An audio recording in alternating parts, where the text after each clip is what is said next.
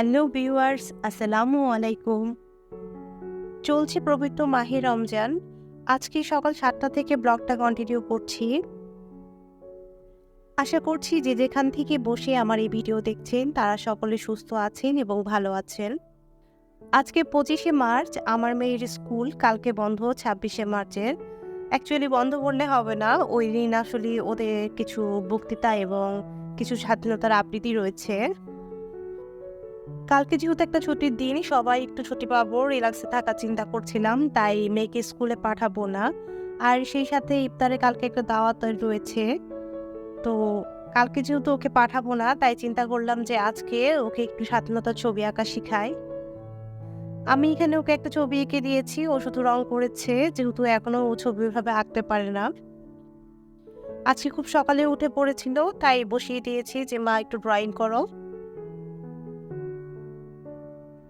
কালকে যেহেতু একটা বাসায় দাওয়াত আছে, তাই ভাবলাম যে একটা শাড়ি পরবো। তো এই শাড়িটা বের করে নিয়েছি। এই শাড়িটা এখন পর্যন্ত ২ বার পরা হয়েছে। এরপরে আর রিপ্রেজেন্টেশন করা হয়নি, অনেকদিন হলো। শাড়িটা আমার খুব পছন্দের একটা শাড়ি। আমার হাজব্যান্ড এটা ইন্ডিয়া থেকে আনিয়েছেন। ওনার অফিসের একজন ইন্ডিয়া গিয়েছিলেন, ওনাকে উনি টাকা দিয়ে দিয়েছেন, উনি এনে দিয়েছেন। উনি শাড়ি দেখে আমার হাজব্যান্ডকে কয়েকটা ছবি হোয়াটসঅ্যাপে পাঠিয়েছিলেন। তো ওইটা থেকে আমার এই কালারটা পছন্দ হয়েছিল। যেহেতু ছবি দেখে নিয়ে আসছি, তো ওইভাবে আসলে বুঝতে পারিনি। তারপরও এই কালারটা যথেষ্ট সুন্দর এবং মাশাআল্লাহ আমার কাছে খুবই ভালো লাগে। শাড়িটাকে আজকেই প্রেস করে রাখবো। যেহেতু কালকে খুব বেশি একটা টাইম পাবো না, ছুটির দিন একটু রিল্যাক্সে কাটাবো। তাই শাড়িটাকে এখনই প্রেস করে রাখছি। একটু পরে বাসা থেকে বের হয়ে পড়বো। আবার ফিরতে ফিরতে দুপুর হয়ে যাবে। এখন দুপুর প্রায় ৩:৩০টার মতো বাজে। আমি বাসায় এসে দেখছি আমার মেয়ে এখনো ভাত খায়নি। সে আমার কাছে খাবার জন্য কান্না করছিল। তো কালকের সেহরির জন্য রুই মাছ রান্না করেছিলাম। এটা গরম করে ওকে খাইয়ে দিব।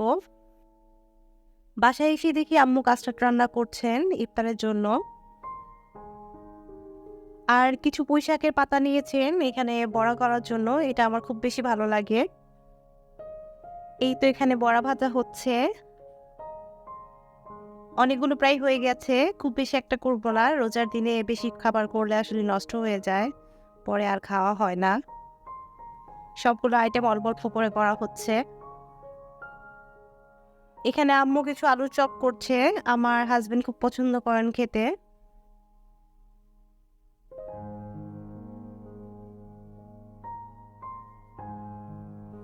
আর এখানে চলছে সিঙ্গারা ভাজা, কলিজার সিঙ্গারা। আম্মুর হাতের খুব স্পেশাল একটা রেসিপি। অনেকদিন ধরে আম্মুকে বলছিলাম যে আম্মু কলিজার সিঙ্গারা খাওয়াও। তো দেখা যাচ্ছে যে সময়ের অভাবে হয়ে উঠছে না। তো আজকে আমি বাসায় এসে খুবই সারপ্রাইজড হলাম যে আম্মু আজকে সিঙ্গারাও করছে। আমি একটু সিঙ্গারাগুলো ভেজে নিচ্ছি আম্মুকে একটু হেল্প করার জন্য। এইদিকে আমার মেয়েকে ঘুম পাড়িয়ে দিয়েছি দুপুরে। দুপুরে না ঘুমালেই সে দেখা যায় যে বিকাল থেকে অনেক ঘ্যান ঘ্যান করতে থাকে। আর দেখা যায় যে রাতের বেলা সে পড়তে চায় না। তাই দুপুরে আমি যতটুকু সম্ভব তাকে ঘুম পাড়ানোর চেষ্টা করি। এখন যেহেতু বড় হচ্ছে, দুপুরে ওইভাবে ঘুমাতে চায় না, তারপরেও জোর করে করানোর চেষ্টা করে থাকি। এই তো আমার সিঙ্গারা ভাজা কমপ্লিট হয়ে গিয়েছে। কাজ করতে করতে আপনাদের পুরনো কথাটা আবার মনে করিয়ে দিই। আপনারা যারা আমার চ্যানেলটিকে ভালোবাসেন এবং দেখতে পছন্দ করেন, তারা প্লিজ আমার চ্যানেলটিকে সাবস্ক্রাইব করবেন। আর সেই সাথে ভিডিও ভালো লাগলে অবশ্যই লাইক কমেন্ট করবেন। আপনাদের একটু সাপোর্ট আমার চ্যানেলটাকে অনেক দূর এগিয়ে নিয়ে যাবে ইনশাল্লাহ। এখন এখানে আমি কয়েকটা ফুচকা ভেজে নিচ্ছি। কালকে একটু চটপটি রান্না করেছিলাম, তো কিছু চটপটি বেঁচে গিয়েছে, সেটাকে গরম করে আজকে খাবো ইফতারে। তো চটপটির জন্য একটু ফুচকা ভেজে রাখছি উপরে ছিটিয়ে দেওয়ার জন্য। আর এখানে কাস্টার্ডটা সেট করে নিচ্ছি, এটাকে ফ্রিজে দিয়ে রাখবো। সব ধরনের ফল মিক্সড করে নিয়েছি। ইফতারে তো সাধারণত দেখা যায় যে আমি কাস্টার্ডটা খেতে খুব বেশি পছন্দ করি, যেহেতু দুধের পুষ্টিটাও পাওয়া যায় আর দেখা যায় যে একটু হেলদি খাবার হয়। এই তো হয়ে গিয়েছে, এখন এটাকে ফ্রিজে রেখে দিব ৩ ঘন্টার জন্য। আর এখানে সেহরি রান্নাটা বসিয়ে দিয়েছি। এখানে সেহরির জন্য একটু গরুর মাংস রান্না করে নিব। ইফতারের আর কিছুক্ষণ বাকি, খুব বেশি একটা সময় নেই। ইফতারের আর ১০ মিনিট সময় বাকি। আমি টেবিলগুলো গুছিয়ে নিয়েছি। এই তো এখানে পুঁই শাকের বড়া রয়েছে আর হচ্ছে আলুর চপ রয়েছে, কালকে কিছু চটপটি ছিল আর কাস্টার্ড আছে। আজকে আর অন্য কোনো الله আইটেম করা أكبر হয়নি, এগুলোই দেখা যাবে যে শেষ الله হবে না। أكبر আর যেহেতু ইফতার করার পর রাতে ওইভাবে খাওয়া হয় না, তাই এই আইটেমগুলো দিয়েই হয়ে যাবে।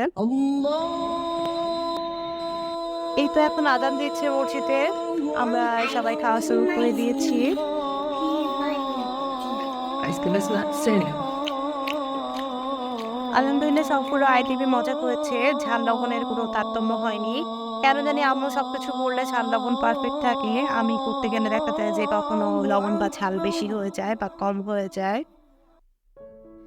মারা আসলে সবসময় অলরাউন্ডার হন, ওনাদের সব কাজ আসলে খুব পারফেক্ট ভাবে হয়।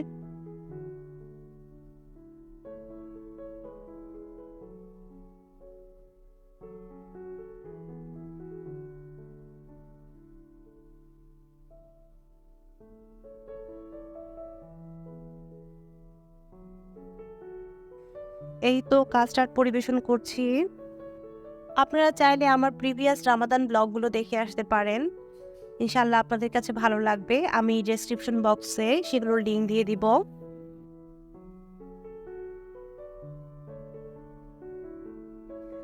আমার ছোট্ট মেয়েটাও মাশাল্লাহ আমাদের সাথে ইফতার করতে প্রতিদিনই বসে যায়। যদিও সে রোজা রাখতে পারে না, সে 3 বেলা খায় আর মনে করে যে 3 বেলা আসলে তার 3টা রোজা হয়েছে।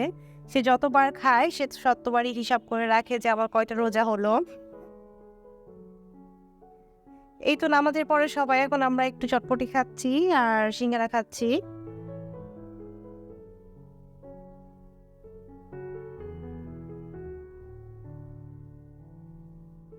আমার মেয়ে এখনো কাস্টার্ড শেষ করতে পারেনি, এখন সে ফুচকার সাথে কাস্টার্ড মিশিয়ে খাচ্ছে আর আমাকে বলছে যে মা আমি দই ফুচকা বানাচ্ছি। সে নিজের মতো করে ইউনিক ইউনিক রেসিপি বের করে সবগুলো আইটেম মিক্সচার করে খায় আর তার কাছে খুবই বেশি ভালো লাগে। পরের দিন থেকে ব্লগটা কন্টিনিউ করছি। আজকে 26শে মার্চ, এখন প্রায় ইফতারের 1.5 ঘন্টা বাকি, আমরা বাসা থেকে বের হচ্ছি। আজকে যে ইফতারের দাওয়াতটা রয়েছে সেটা অ্যাটেন্ড করতে যাচ্ছি। আমি আমার এই শাড়িটা পরে নিয়েছি।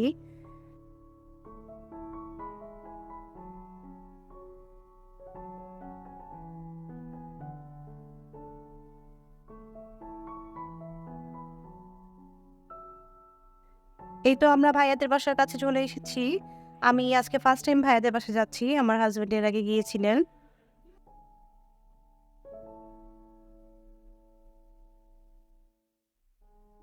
এই তো সাপির ভাই আর আমিনাপুর বাসায় আজকে চলে আসলাম। এসে দেখি ভাবি অনেক ব্যস্ত, সবকিছু গুছাচ্ছেন। এখানে আরো ভাইয়া ভাবিরা সবাই চলে এসেছেন।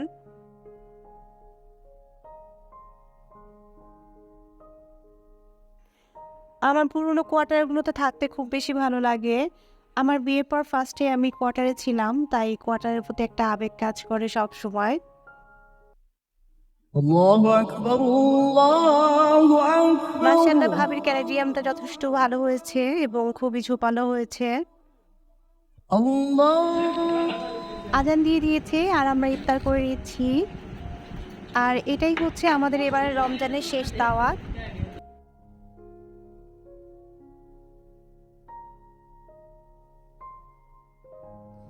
ইফতারের পর আমরা সবাই একটু মিল্কশেক খাচ্ছিলাম। মাশাআল্লাহ আপু অনেক চেষ্টা করেছেন আমাদের সকলের জন্য খুব ভালো ভালো আইটেম রান্না করার জন্য। যেহেতু ওনার নতুন সংসার এবং এক্সপিরিয়েন্স কম, আমরাই দেখা যায় যে অনেক সময় অনেকগুলো মানুষকে একসাথে হ্যান্ডেল করতে পারি না। আপু সেই তুলনায় যথেষ্ট বেটার করেছিলেন। এখানে টমেটো বয়েল করে নেওয়া হচ্ছে পিৎজা সস তৈরি করার জন্য। আজকে সাদিয়া আপু আমাদেরকে পিৎজা করে খাওয়াবেন।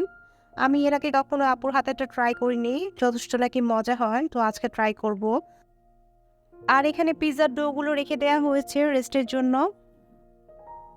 আর এদিকে আপু সসেস, ক্যাপসিকাম এবং মাশরুমগুলো কেটে নিচ্ছেন। সবাই এখানে গল্প করছিলাম, আড্ডা হচ্ছিল আর কাজ চলছিল। নেক্সট ব্লগে আপনাদের জন্য ঈদ শপিং ব্লগ থাকবে, অবশ্যই ভিডিওটি মিস করবেন না। আর আপনারা চাইলে আমার চ্যানেলটিকে সাবস্ক্রাইব করে রাখতে পারেন, এতে করে খুব সহজে আপনাদের কাছে নোটিফিকেশন চলে যাবে। টমেটোগুলো বয়েল হয়ে গিয়েছে। এখানে আপু মাশরুম সসেস সবকিছু সটে করে নিচ্ছেন। আর এই যে টমেটো সসটা রেডি হয়ে গিয়েছে। ডোগুলোতে দেওয়ার জন্য যথেষ্ট ফ্লাপি হয়ে গিয়েছে। এখন একটু মথে নেবেন, তারপরে শেপ দিবেন এগুলোতে।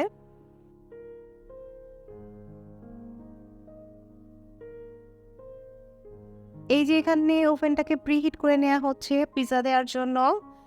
আপু এখানে সস লাগাচ্ছেন।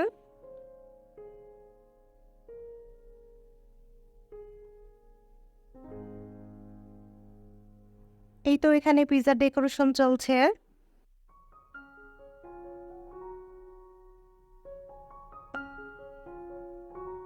পিৎজাতে দেওয়ার জন্য ব্ল্যাক অলিভ কেনা হয়েছিল, কিন্তু এটার ভিতরে বিচি ছিল। আমরা সবাই কনফিউজ ছিলাম যে ফার্স্ট টাইম আমরা অলিভের ভিতরে বিচি দেখছি। এই তো ওভেনে পিৎজা দেওয়া হচ্ছে, আমরা সবাই এক্সাইটেড। আমাদের সাইমা ভাবিও ব্লগ করেন, তো উনিও ভিডিও করছেন, আমিও করছি। আমার মেয়েও পাশে দাঁড়িয়ে দাঁড়িয়ে দেখছে। এই তো আমাদের ফার্স্ট পিৎজা ঢুকানো হয়ে গিয়েছে ওভেনে।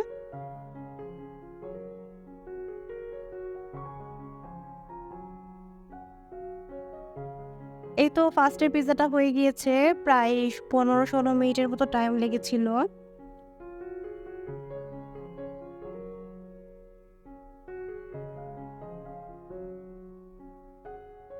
আপাতত 2টা খাওয়ার পরে আমরা সবাই এক্সাইটেড হয়ে গিয়েছিলাম যে খেয়ে ফেলবো।